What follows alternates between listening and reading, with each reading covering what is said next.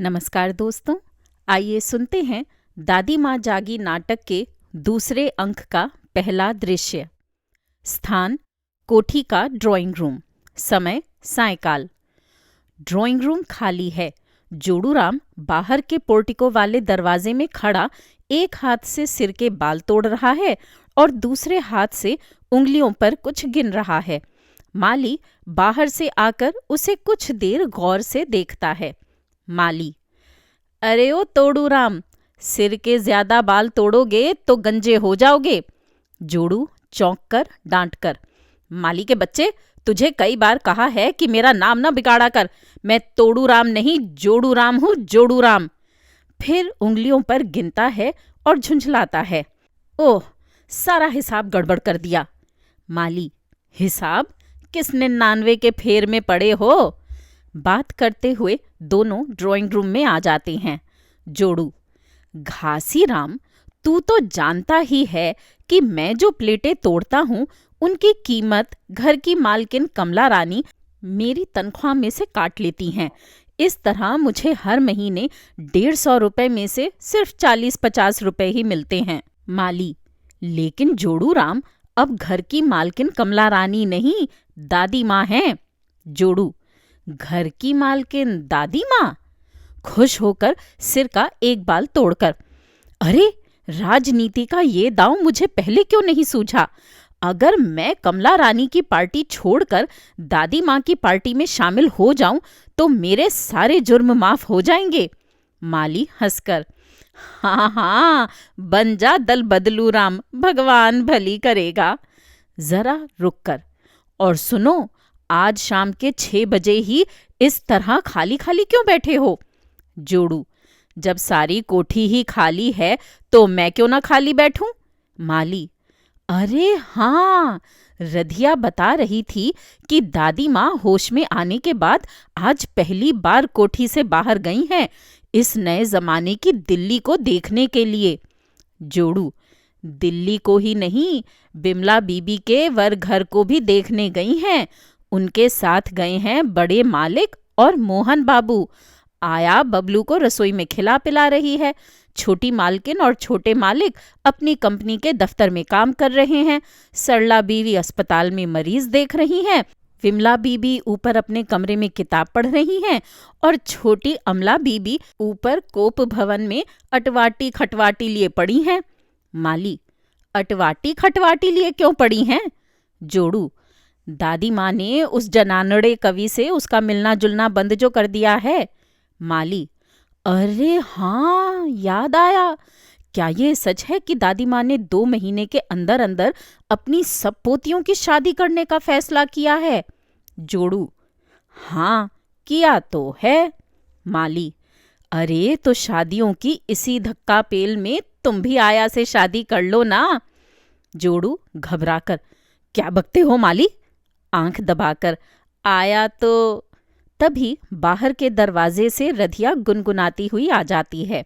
रधिया आते हुए: बापू, बापू, अम्मा बुला रही हैं। माली: क्या बात है रधिया? रधिया: उसी से जाकर पूछ लो। माली बाहर जाता है। उसके पीछे पीछे रधिया भी जाने लगती है। जोड़ू: सुनो रधिया। रधिया पलटकर हंसकर: कहो तोड़ूराम। जोड़ू: हाय, जब तुम गाती हो तो तुम्हारे मुंह से फूल झड़ते हैं। रधिया: जैसे तुम्हारे सिर से टूट टूट कर बाल झड़ते हैं। हंसती हुई चली जाती है। जोड़ू आह भरकर स्वगत: बेटा जोड़ूराम, तू जिंदगी भर रंडुआ का रंडुआ ही रहेगा, बड़े मालिक की तरह। टेलीफोन की घंटी बजती है। इधर जोड़ूराम टेलीफोन की ओर लपकता है, उधर विमला सीढ़ियों से तेजी से उतरती है। विमला आते हुए: अरे, मैं सुने लेती हूँ। रिसीवर उठाकर: हेलो, कौन? रमेश? हाँ, मैं विमला बोल रही हूँ, जरा ठहरो। टेलीफोन उठाकर दूर कोने में चली जाती है और जोड़ूराम की तरफ पीठ करके धीमे धीमे बातें करने लगती है। तभी कमला गुस्से से बिफरी हुई बाहर से आती है। उसके पीछे पीछे भीगी बिल्ली सा कृष्ण गोपाल आता है। कमला आते हुए: जोड़ूराम, कार आ गई। जोड़ूराम, नहीं मालकिन। कमला गुस्से से पांव पटक कर, ओह कैसी मुसीबत है। मुझे उस 20 लाख के ठेके के बारे में ठीक 6 बजे चंद्रप्रकाश सिंह से मिलना था और पिताजी से कह दिया था कि दादी माँ को घुमा फिरा कर और विमला के सास ससुर से मिल मिलाकर 5:30 बजे तक कार वापस ले आए। कृष्ण, लेकिन कमला ये न भूलो कि कार को पिताजी नहीं मोहन चला रहा है। कमला, किशु ये सब तुम्हारी गलती है। कृष्ण, मेरी गलती? मैं तो तुम्हारे साथ पहले ऑफिस में था, अब यहाँ खड़ा हूं कमला रानी।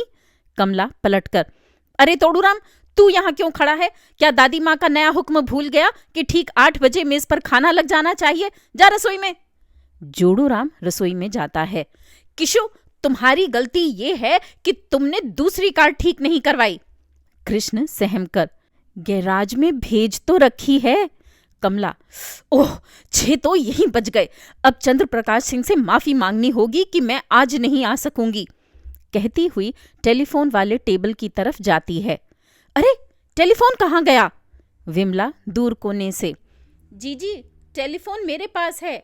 विमला टेलीफोन लाकर टेबल पर रखती है।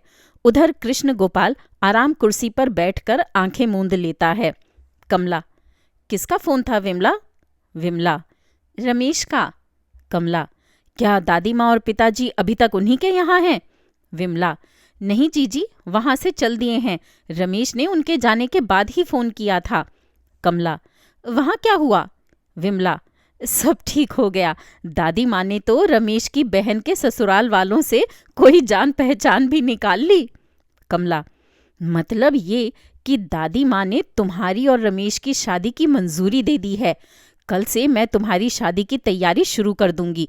मुझे एक जरूरी फोन करना है, कहती हुई कमला टेलीफोन उठाकर दूर कोने में ले जाती है और विमला व कृष्ण गोपाल की ओर पीठ करके धीमे धीमे बातें करती है।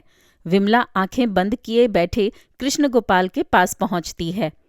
विमला कृष्ण गोपाल की आंखों के सामने हाथ हिलाकर हंसते हुए, अरे जीजा जी, अब आप दिन में भी सोने लगे। कृष्ण जल्दी से आंखें खोलकर, नहीं नहीं, मैं सो कहाँ रहा था। मैं तो यूं ही आंखें मूंद कर सोच रहा था कि दादी माँ के जाने से आज घर में कितनी शांति है। विमला सव्यंग्य, ये शांति कुछ ही देर की है जीजा जी। तभी रसोई से बबलू भागा भागा आता है। Bablu, daddy daddy. कृष्ण, क्या बात है बेटे? बबलू, अभी आया जोड़ूराम से कह रही थी कि दादी माँ भूचाल बनकर आई है, सारे घर को उलट पलट कर रख दिया है। पार्वती जल्दी से रसोई से आकर, अरे बबलू, ये क्या कह रहा है? मुझे इस घर से निकलवाने का इरादा है क्या? विमला सीढ़ियों पर चढ़ती हुई, आया, दादी माँ के राज में हम सभी इस घर से एक एक करके निकाल दी जाएंगी। कमला टेलीफोन पर बात करके आती है। कमला, विमला तुम ऊपर क्यों चल दी? विमला, जरा अमला को देखूं, दोपहर से उसे कुछ हरारत है। कमला, सरला ने उसे कोई दवा नहीं दी? कृष्ण, अरे अमला की दवा तो कवि कोमल के पास है। कमला डांट कर, किशु कभी तो ढंग की बात किया करो। विमला से, विमला तुम चलो, मैं भी अभी आती हूँ। विमला सीढ़ियों से ऊपर जाती है। कमला पार्वती को संबोधित करती है, आया, जा बबलू को बगीचे में घुमा ला। पार्वती, अच्छा मालकिन। आ बबलू राजा। दोनों पोर्टिको से होकर बाहर जाते हैं। कमला इधर उधर देखकर, किशु ये ललित मोहन कभी तुमसे अपने मन की बात करता है? कृष्ण, अरे राम का नाम लो, वह मिस्टर LMB यानी कि मिस्टर लूटो मेरे भाई इतना चंट है कि कभी अपने आप से भी मन की बात नहीं करता। क्यों, क्या बात है कमला? कमला, अभी अभी मैंने बोर्ड के इंजीनियर चंद्रप्रकाश सिंह को फोन किया था 6 बजे के नियत समय पर न पहुंच पाने की माफी मांगने के लिए। बातों ही बातों में उसने बताया कि कल ललित मोहन उससे मिला था और उससे ललित मोहन ने कहा कि दादी माँ सब लड़कियों को कोठी से विदा कर रही हैं। मतलब ये है कि मुझे भी। कृष्ण, तो आया की बात सच निकली? कमला, कौन सी बात? कृष्ण, तुम जानो, हमारी हिदायत के मुताबिक आया दादी माँ और पिताजी के आसपास रहती है ना, कुछ दिन हुए उसने दादी माँ को पिताजी से ये कहते सुना था कि लड़कियां तो पराए घर की हैं, तेरा अपना कोई बेटा नहीं, क्यों नहीं तू अपनी बहन के लड़के मोहन को ठेकेदारी के काम की जिम्मेदारी सौंपता। कमला: पिताजी ने क्या कहा? कृष्ण: उन्होंने कहा, हाँ हाँ मैं मोहन को बेटे के समान मानता हूं। कमला सोचते हुए: तो इसका मतलब है कि ये ललित मोहन दादी माँ की मदद से मुझे हटाकर इस बिल्डिंग कंपनी और पिताजी की सारी जायदाद को हथियाने की चाल चल रहा है। कृष्ण: हाँ, घर की नई महारानी का मंत्री बनकर। तभी बाहर पोर्टिको में कार के आने और रुकने की आवाज सुनाई देती है। कृष्ण: कमला, कार आ गई, जाओ चंद्रप्रकाश सिंह से मिलाओ। कमला: नहीं, काफी देर हो गई है, मैंने कल की अपॉइंटमेंट ले ली है। रूपचंद आते हुए: कमला, कमला। कमला बनावटी मुस्कुराहट से: आ गए पिताजी। अरे दादी माँ कहाँ रह गई? रूपचंद: मोहन उन्हें कोठी का बागीचा और नौकर चाकरों के क्वार्टर दिखाने के लिए ले गया है, अभी आती हैं। कृष्ण: दादी माँ का ये पहला दिल्ली दर्शन कैसा रहा पिताजी? रूपचंद: बहुत बढ़िया, मैंने तुम लोगों को बताया था ना कि माँ बेहोश होने तक गांव में ही रही थी, उन्होंने दिल्ली कभी देखी नहीं थी। आज आजाद भारत की राजधानी की शान देखकर वे एक बच्चे की तरह खुश हो रही थीं। हंसते हुए: कुछ बातें माँ ने बड़ी मजेदार की, मसलन कैनॉट प्लेस के आसपास बनी बहुमंजिली इमारतें देखकर बोली, आसमान नीचे न गिर पड़े, शायद इसीलिए इतनी ऊंची इमारतें बनाई गई हैं। 5 बज चुके थे और पार्लियामेंट स्ट्रीट की ओर से बाबुओं की न खत्म होने वाली भीड़ स्कूटरों और साइकिलों पर तेजी से चली आ रही थी। देखकर माँ बोली, अरे क्या ये लोग कहीं आग बुझाने जा रहे हैं? कृष्ण हंसते हुए: कैनॉट प्लेस की फैशन परेड को देखकर क्या बोली? कमला डांटकर: किशो। हाँ तो पिताजी, विमला के होने वाले सास ससुर से क्या बातें हुई?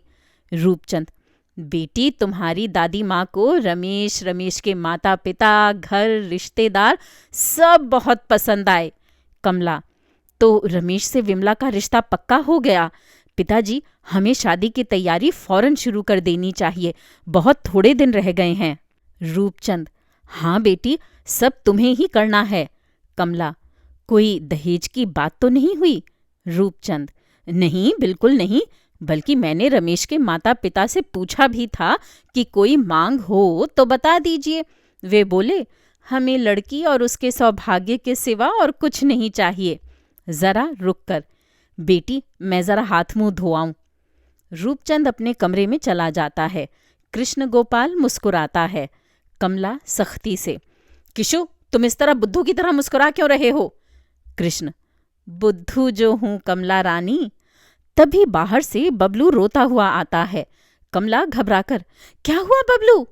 बबलू सिसकते हुए: मम्मी, पर नानी ने। कमला: क्या तुम्हें मारा? बबलू: नहीं मम्मी, पर नानी ने मेरी आया को घर से निकाल दिया। कमला कृष्ण चौंक कर: क्या?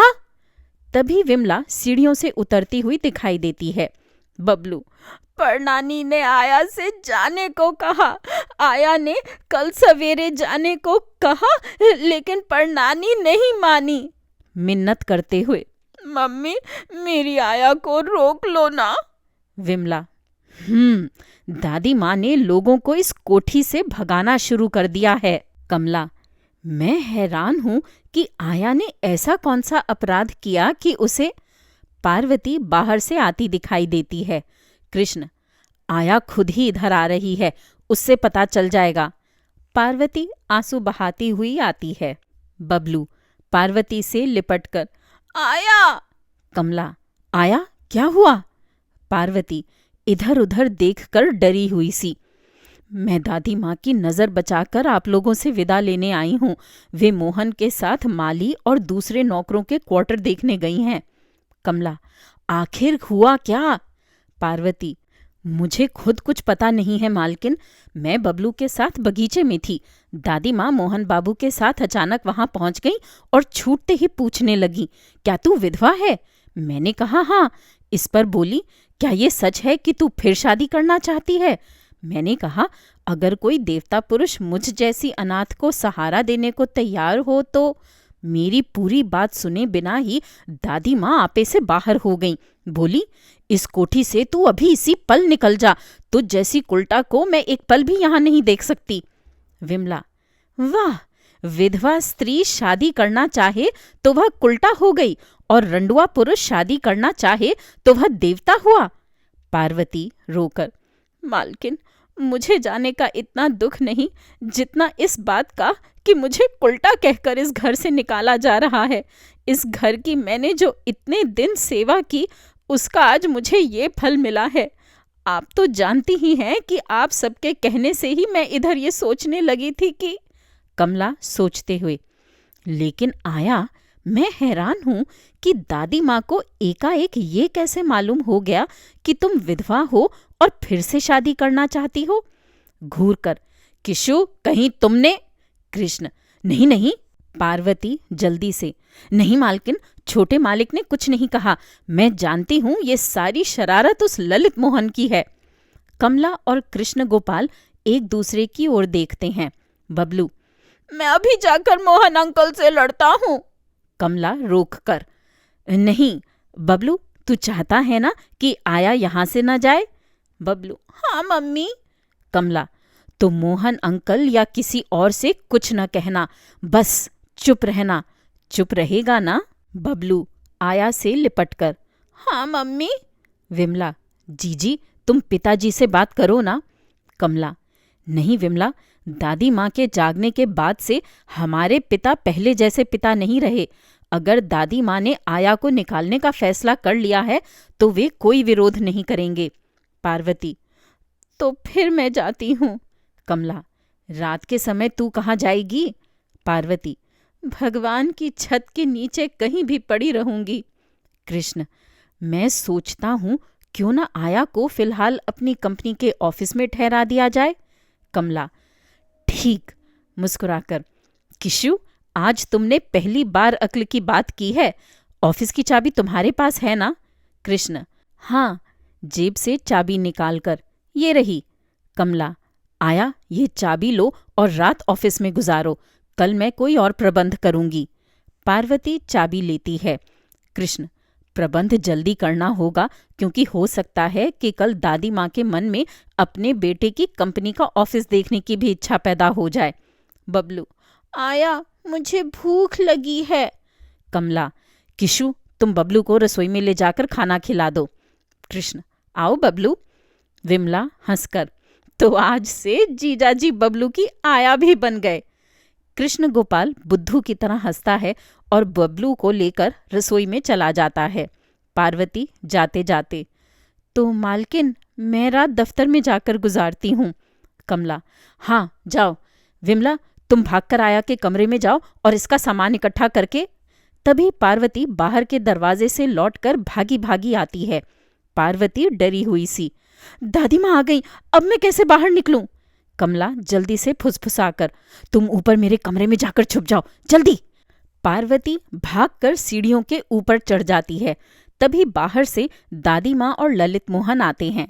दादी आते हुए, अरे मोहन, ये माली की बेटी तो बहुत अच्छा गावे है।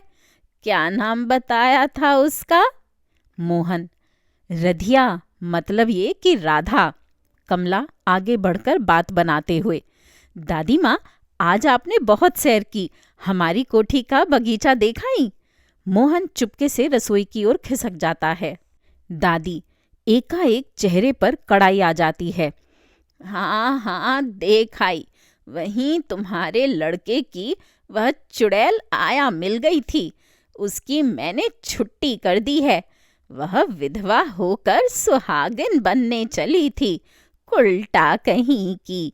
मैंने उसे घर में घुसने नहीं दिया, बाहर से ही चलता किया। कुंवारी लड़कियों पर ऐसी औरत का तो साया भी नहीं पड़ना चाहिए। सोफे पर बैठते हुए।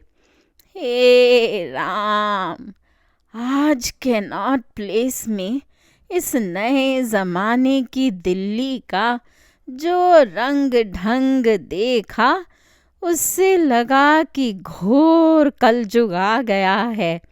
देखा, औरतें अंग अंग उघाड़े मानो दुनिया भर को न्योता दे रही हैं। ना बाबा, मैं अपने घर में ऐसी गंदी हवा नहीं आने दूंगी। तभी उसकी नज़र विमला पर पड़ती है, जिसने साड़ी ऐसे पहनी है कि नाभि दिखाई दे। अरे विमला, तूने ये साड़ी कैसे बांधी है? सारा पेट उगड़ा हुआ है। अरे पल्ला ठीक कर। विमला जल्दी से पेट ढंकती है। क्या नाम है तेरा? कमला जल्दी से। विमला, दादी माँ, इसी की शादी की बात तो आप आज पक्की करके आई हैं। विमला शर्माकर सीढ़ियों की तरफ जाती है। दादी, हाँ हाँ, अच्छा, तो इसका पाप तो जल्दी कट जाएगा। बाकी बची 2। क्या नाम है? ओहो, मुझे तो इन लड़कियों के नाम भी याद नहीं रहते। कोई कमला है तो कोई गमला है तो कोई करेला है तो कोई आंवला है। विमला को सीढ़ियों पर चढ़ती देखकर, अरे कमला, चंदू ने बताया था कि ऊपर के कमरों में तुम चारों बहनें रहती हो। नीचे की सारी कोठी देख ली, बाग बगीचा भी देख लिया।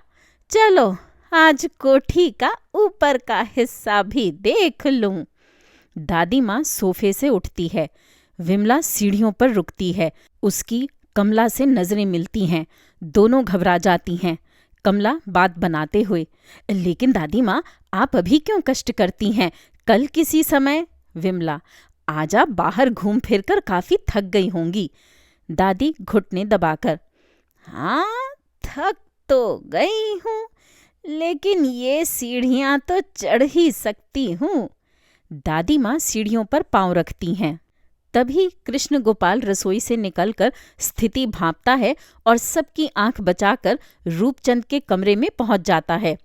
कमला, लेकिन दादी माँ, वह हमारी सरला डॉक्टर है ना, वह कह रही थी कि अभी आपको सीढ़ियाँ नहीं चढ़नी चाहिए। दादी एकाएक, अरे सुन, वह सरला तो इस समय अस्पताल में होगी, लेकिन वह सबसे छोटी लड़की, क्या नाम है उसका? मोहन रसोई से आकर, नानी, उसका नाम है अमला। अभी अभी कृष्ण गोपाल ने बताया कि उसकी तबीयत कुछ ठीक नहीं। कमला और विमला ललित मोहन को गुस्से से देखती हैं। दादी, तबीयत ठीक नहीं? मतलब ये कि वह बीमार है? हद हो गई, लड़की बीमार है और किसी ने मुझे बताया नहीं। कहाँ है वह? मोहन, ऊपर अपने कमरे में होगी। दादी सीढ़ियों पर चढ़ते हुए, मोहन, उसे देख आएं, साथ ही मैं सबके कमरे भी देख लूंगी। विमला रास्ता रोककर, दादी माँ, आप कष्ट क्यों करती हैं? मैं अमला को नीचे ले आती हूँ। दादी, क्या बीमार को नीचे लाएगी? नहीं नहीं, मैं खुद उसके पास जाती हूँ। डांट कर, अरे रास्ता छोड़। सीढ़ियाँ चढ़ती है। पीछे पीछे ललित मोहन भी चढ़ता है। उसी समय रूपचंद अपने कमरे से निकलकर आता है। रूपचंद दूर से, माँ माँ। दादी सीढ़ियों पर रुककर, क्या है चंदू? रूपचंद पास आकर, माँ, तुमने कहा था ना कि ठीक 8 बजे सब लोग खाना खाएंगे। 8 तो बज गए। दादी, 8 बज गए? हाँ हाँ, 8 बजे सब खाना खाएंगे। तेरे बापू का यही नियम था। रूपचंद, तो माँ, ये नियम नहीं टूटना चाहिए। कमला, जोड़ूराम से कहो कि फौरन डाइनिंग टेबल पर खाना लगाएं। कमला रसोई की ओर जाते हुए, अभी लगवाती हूँ। आओ मोहन, आओ विमला, जरा हाथ बटाओ। ललित मोहन और विमला सीढ़ियों से उतरकर रसोई में जाते हैं। दादी सीढ़ियों से उतरते हुए, हाँ, याद आया चंदू, तुझसे एक बहुत ज़रूरी बात करनी है। जब तक उधर मेज़ पर खाना लगता है तो इधर मेरे पास बैठकर मेरी बात सुन। बात मन में रहेगी तो मुझसे खाना नहीं खाया जाएगा। रूपचंद दादी माँ के साथ सोफे पर बैठते हुए, माँ ऐसी क्या ज़रूरी बात है जो? दादी, अरे अभी बताती हूँ। इधर उधर देखकर, सब लोग खाने के कमरे में चले गए ना? रूपचंद, हाँ माँ। कृष्ण गोपाल रूपचंद के कमरे का दरवाज़ा थोड़ा सा खोलकर रूपचंद और दादी माँ की बातें सुनता है। दादी, चंदू, बात ये है कि। रूपचंद, माँ कहते कहते रुक क्यों गई, कहो ना। दादी धीमे से, अरे तू जाने है ना कि बिना बेटे के आदमी की इस लोक और परलोक में गति नहीं होवे है। रूपचंद सतर्क होकर, हाँ लेकिन माँ। दादी, और तू ये भी जाने है कि लड़कियां पराया धन होवे है। रूपचंद, हाँ लेकिन माँ। दादी, अरे क्या लेकिन लेकिन लगा रखी है। कभी तूने सोचा कि जब सब लड़कियां अपने अपने घर चली जाएंगी तो तेरी इतनी बड़ी धन संपत्ति का वारिस कौन होगा? रूपचंद, माँ मैंने तो यही सोच रखा है कि अपनी कमला है, कृष्ण गोपाल है, बबलू है, ललित मोहन है। दादी, ओह, लड़कियों के मोह ने तुझे अंधा बना रखा है। नहीं नहीं, तेरा ये सोचना सब गलत है। अपने परलोकवासी बापू का ख्याल कर और मेरी बात ध्यान से सुन। मैंने फैसला किया है कि जब सब लड़कियां अपने अपने घर चली जाएंगी तो मैं तेरा ब्याह रचाऊंगी। रूपचंद चौंक कर, मेरा ब्याह? दादी, हाँ, और पोते का मुंह देखूंगी। रूपचंद हैरान परेशान सा, क्या कह रही हो माँ, इस उम्र में मैं? दादी, अरे मर्द कभी बुढ़ा नहीं होवे है। बेटे के लिए लोग 3-3, 4-4 शादियां करे हैं। मैं तो छम छम करती चांद सी बहू लाकर ही रहूंगी। मुझे इस निगोड़ी दिल्ली की लड़कियां पसंद नहीं। इस विमला के ब्याह की शादी की मिठाई बांटने जब मैं गांव जाऊंगी तो वहीं से कोई नई नवेली ढूंढ कर। रूपचंद निढाल सा, लेकिन माँ। दादी माँ खुश हैं। रूपचंद एकदम स्तब्ध सा है और उसके कमरे में छुपे हुए कृष्ण गोपाल के चेहरे पर गहरी चिंता है। इसके साथ ही मंच पर दृश्य समाप्ति सूचक अंधेरा हो जाता है। दोस्तों, अभी आप सुन रहे थे दादी माँ जागी के दूसरे अंक का पहला दृश्य। मैं जल्द ही दूसरे अंक का दूसरा दृश्य लेकर आपके सामने उपस्थित होऊंगी। इन कहानियों को सुनने के लिए और मेरे चैनल पर आने के लिए बहुत बहुत धन्यवाद।